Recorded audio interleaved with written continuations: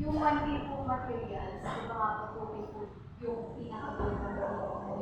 Yung 1K po na materials, gagamitin nyo po para nagawa ng product po doon. Then, next, kapag po label na, lalagyan nyo po ng tubo. Bali yung i-earn nyo po sa tubo, yun po yung pandagdag nyo para malis yung tubo na po. Okay, very good.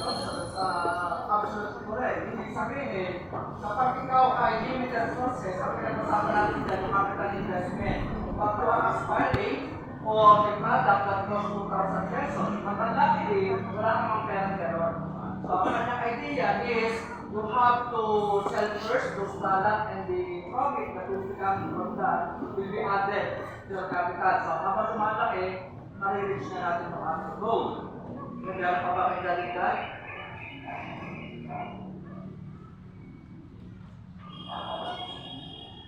Wala na. Okay lang, meron pa ba kayo daligan?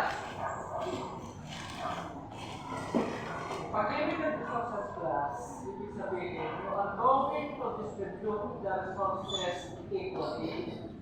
Paano ibig sabihin? Ang sinabi natin equally is do not aspire on the production that you cannot produce.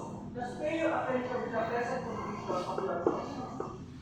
Okay? Now, sa ating total quality management, or operation management class, it also involves the so-called management science.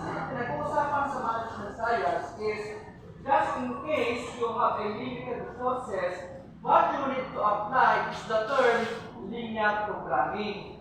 Dahil sa report ko ginagawa ko lang ha. Ang sinabi natin linear programming class, it is a mathematical tool or graphical representation in order to optimize limited resources. Ano ibig sabihin? Halimbawa, sa mga rider, sino may market? Halimbawa sa rider, halimbawa ito yung lugar na dito magdi-deliver. Okay? Andito ka. Pag sinabi natin linear programming, ina-analyze mo. Halimbawa, ito ang ating dadalhan. Ito ka, rider.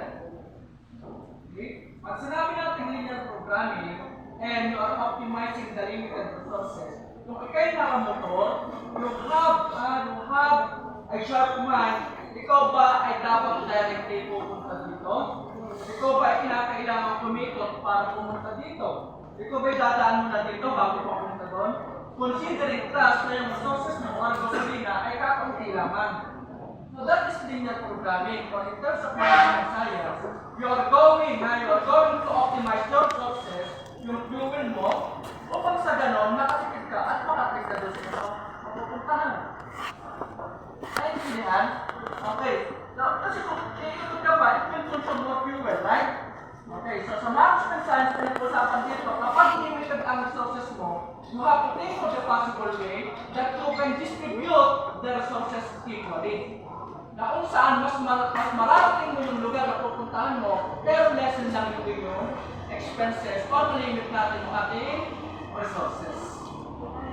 Maliwanag? Wala din yan, dinagdag ko lang. Meron ka ko lang.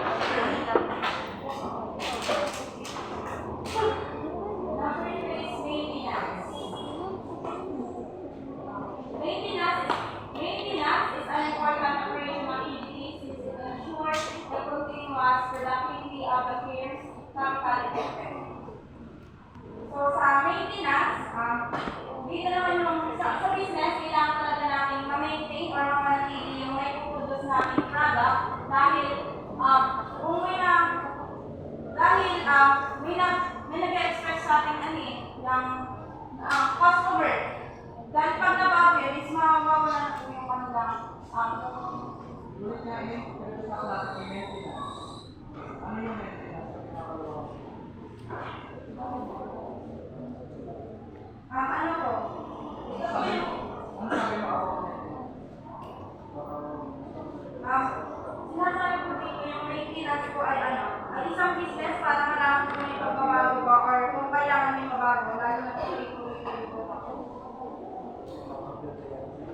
Ingat, with some part yun. Paano may pagkakasusun? Legislative activities include other warehousing system na kanina. Last maintenance is an important operations activity. Operations activity, kaya ito talaga eh. Operations activity, since it ensures the continuous productivity of the firm's capital equipment. Capital equipment. Now, ano yung sinasabi natin dito sa maintenance?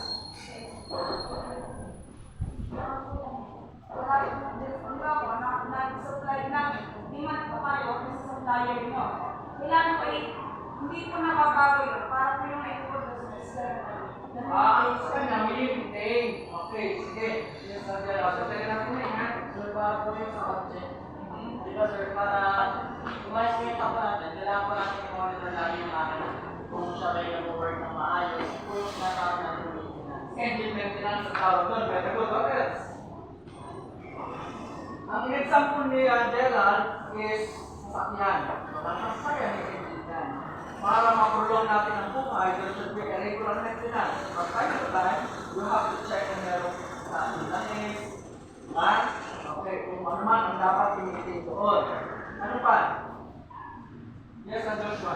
Next yun po sa products ko. Kung baga sa pag-maintain po ng products, lagi po kinetic o may yung para po abang may mga dumi po sa loob ng luta.